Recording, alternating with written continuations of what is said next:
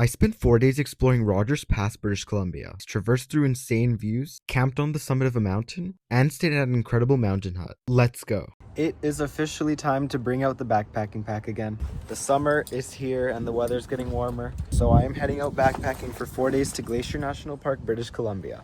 Here's the new gear that I have and what I'm gonna pack. Let me show you some of the stuff that I got. First of all, for breakfast, I got these bite things that are going to be my granola bars because they were on sale for $2. For protein snacks, I just got these pepperoni sticks because they don't need a fridge. So they have a good amount of protein and a good amount of calories, and they're only $1. So I've started replacing backpacking meals with these instead. And just like that, that is all of my food for about 3 or 4 days of hiking. Walmart, and it was about $23.91 Canadian dollars. Concerned about snow when I'm climbing and need to go on all fours. Obviously, we'll keep some snacks in here as well. And that's just going to go right into there. We're going to keep food on one side and then the sleeping. We're going to bivvy at the bottom. Okay, so I just made it to the campsite. I just parked at Allstones Lake Trailhead. I'm going to set up the bed, but I do see that there is northern lights outside. I'm not sure you can really see on the video, but I'll put some photos. I'll just enjoy the view and slowly fall asleep. I just woke up. It's about 9:30. What's the view? Beautiful. That over there is the campground that I was trying to get to last night. I wasn't sure where the entrance was though.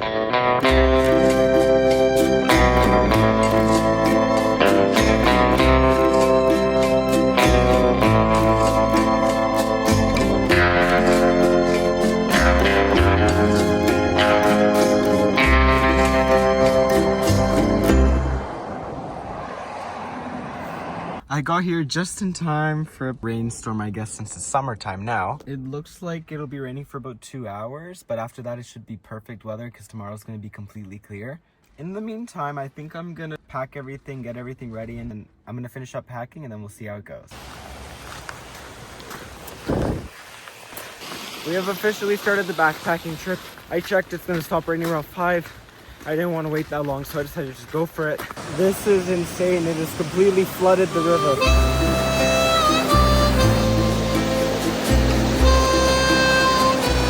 You can definitely tell that we're in the clouds right now. Thankfully, it stopped raining, so an avalanche, an earthquake, a landslide. There's gigantic trees all over the trail. Was it worth all the suffering for this? I'm done the switchbacks now and going onto the ridge. The trail's become pretty flat, so I'm just following these bloody tracks. Those peaks are just unreal. Anyhow, we're making good progress.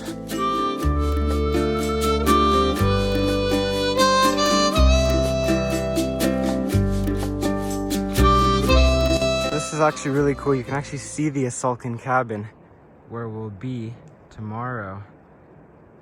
I'm currently shortcutting up to the ridge up there where the summit is. So I am at the summit basically,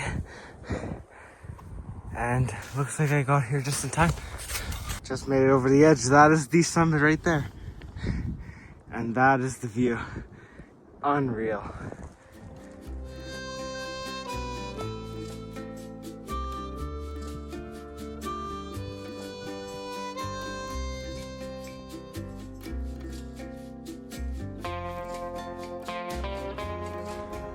Made it to the summit, and is to descend that way and then down through that col, then go through the forest and bushwhack, connect to the trail. I'll be able to super quickly make it up to the Asulkan up there. I think I'll set up over here. I don't want to camp on an overhang, so play it safe, be on a little slant. It's fine.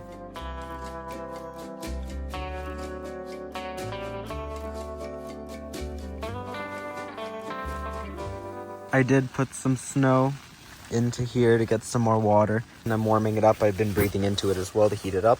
It's quite literally downpouring outside now. I have some food that I brought for dinner today, and then I'm gonna eat that, and then I'll probably just go straight to sleep because I'm pretty tired. I was like holding up the tent because I was afraid it was gonna blow. Like, look at that. Oh, I just saw lightning, like the whole tent just flashed, and then there was a huge thunder strike. This was not anticipated in the forecast, but I feel like it's too late to move, so I'm just gonna wait it out and hope for the best. Good morning from my campsite. It is completely soaked. I mean, my sleeping bag is wet. Phones are on. Got the ice axe, and now we are heading out through the route that I planned towards Asulkan Cabin. This should be a pretty fun little scramble. Can see people have gone up this way, so let's see.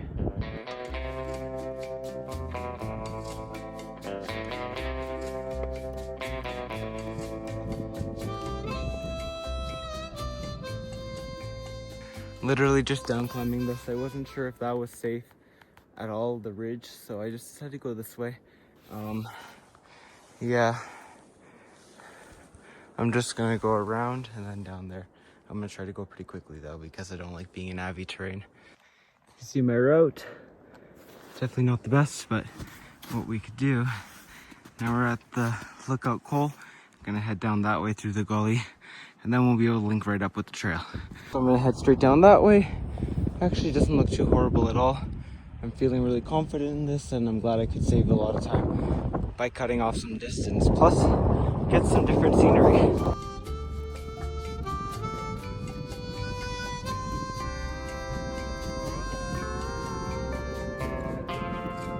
We came from somewhere up there, traversed down to the col, came down, basically slided the whole way down, which was pretty sweet.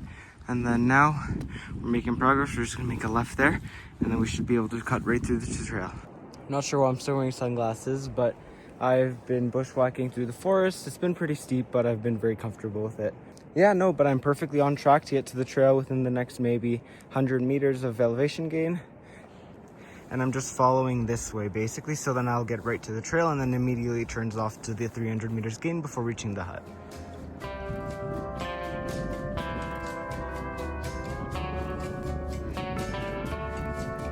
Just made it to an opening, and this view is insane. You can see the hut up there. Crossing the river now. I think I'm gonna cross through those two rocks and then do that. Seems like the best option from here. This is a killer river crossing. Gotta be very careful. I'm on the trail. Hut is right about there somewhere. You cannot beat these views though. I made it to the hut. Yes, I'm so happy. Go outside of the cabin right now because the lock doesn't work. Anyhow, I'm gonna call them. Thank God I have reception, but this view is still pretty awesome. Finally, I got it to unlock. So let's check this place out.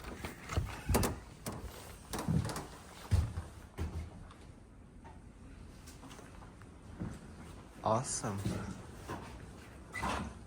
Cool.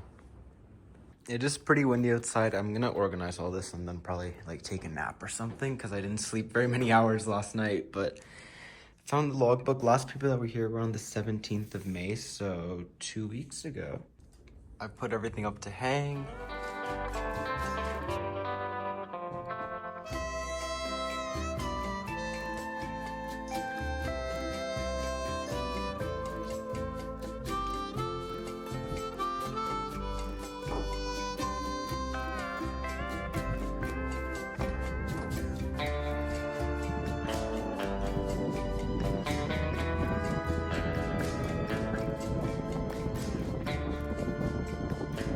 Just wanted to share the kind of route that I took. So that's where I was last night on Glacier Crest. So basically I went up to there and then I went behind because this was too cliffy, and then I went around to there to the lookout col. Then I came down the gully and then I traversed through these trees here, the pretty thick ones, and then eventually opened up into a path. Probably the most scenic bathroom I've seen, but you have to go through the snow and scramble your way out.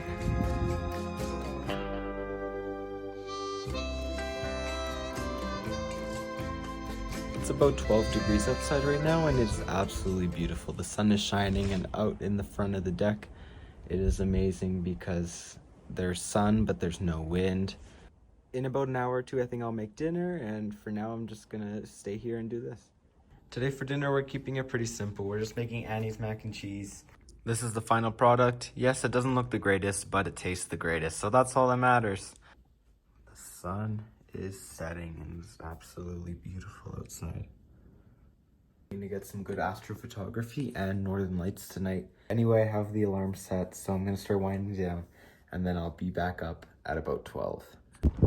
Currently taking photos of the hut. Wake up just for sunrise and I'm probably gonna go back to sleep until about 8 because the rain's gonna start about 3, so I want to start hiking and then have about 4 hours to hike today.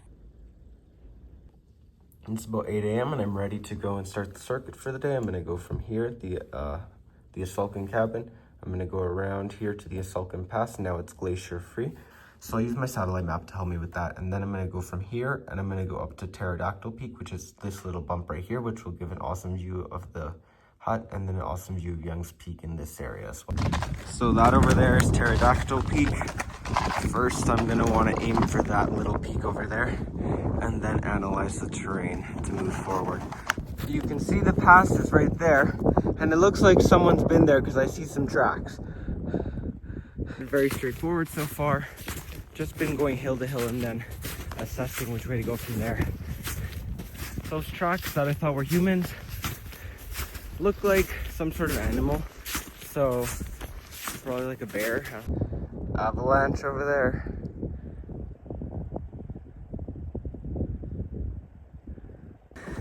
That is the most insane view. Wow. There's a carrot. Just like that, we made it. Pretty sure that's a camera. Oh, hello.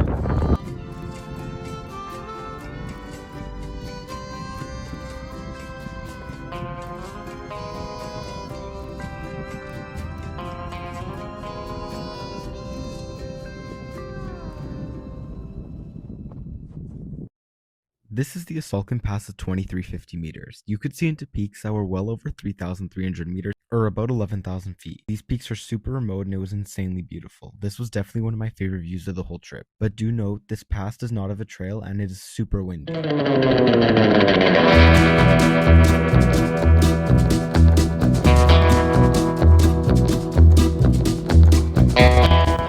Currently following my tracks back to a point and then I'm gonna loop around to Pterodactyl Peak.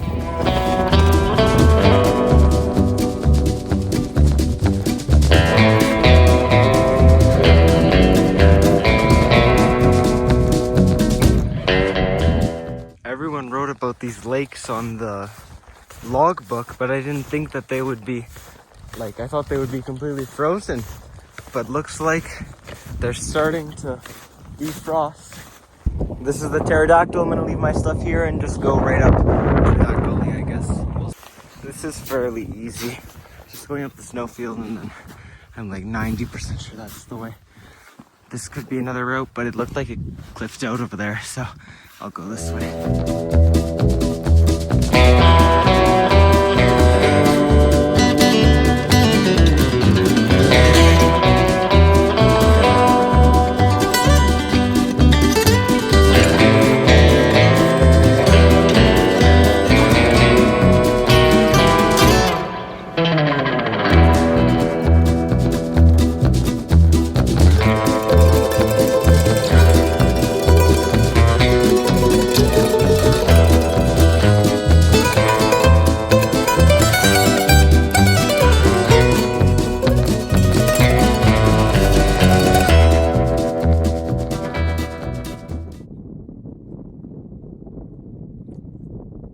And this is the summit of the Pterodactyl. There's the hut down there, and you get an amazing view of Young's Peak from here.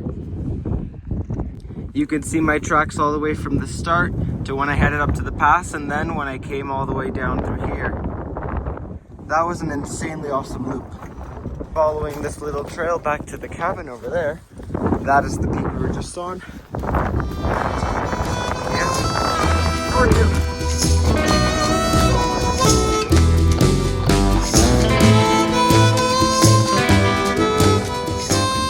As you can see, my boots are completely soaked. So we're just gonna chill out in the cabin. Basically completed everything I wanted to do on this trip.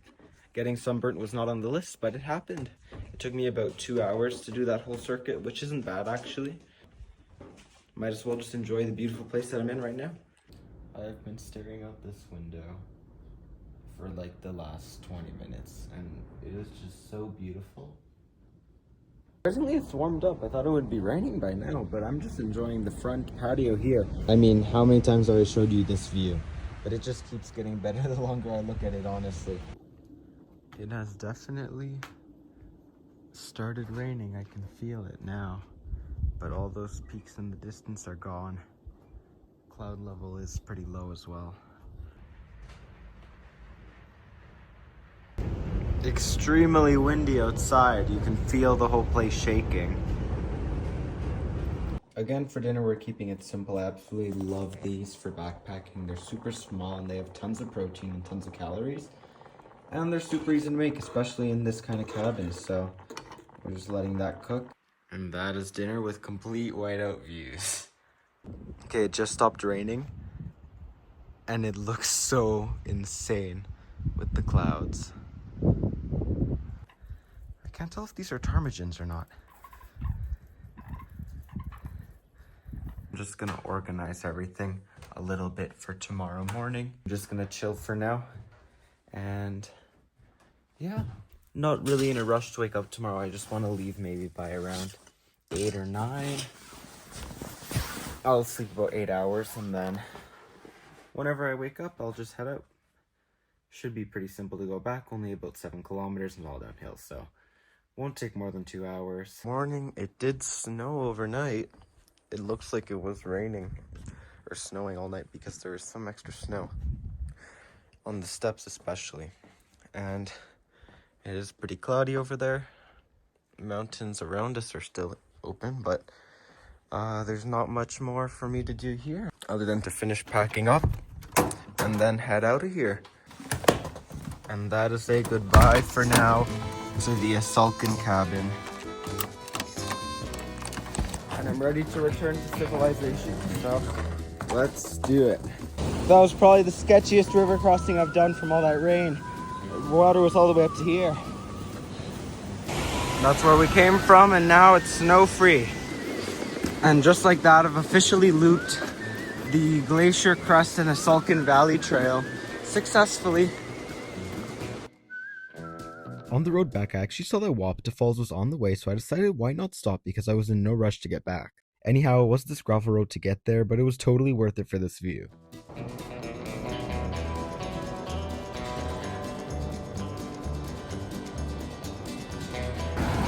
This is the lower viewpoint of Wapta Falls. They are pretty gigantic. I'm getting sprayed all the way from here.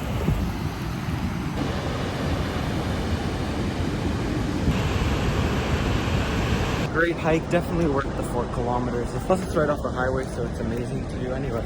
But yeah, now we'll walk back to the car and then stop at Peyto Lake on the way back as well. And as always, honestly, this is my favorite stop in the ice fields.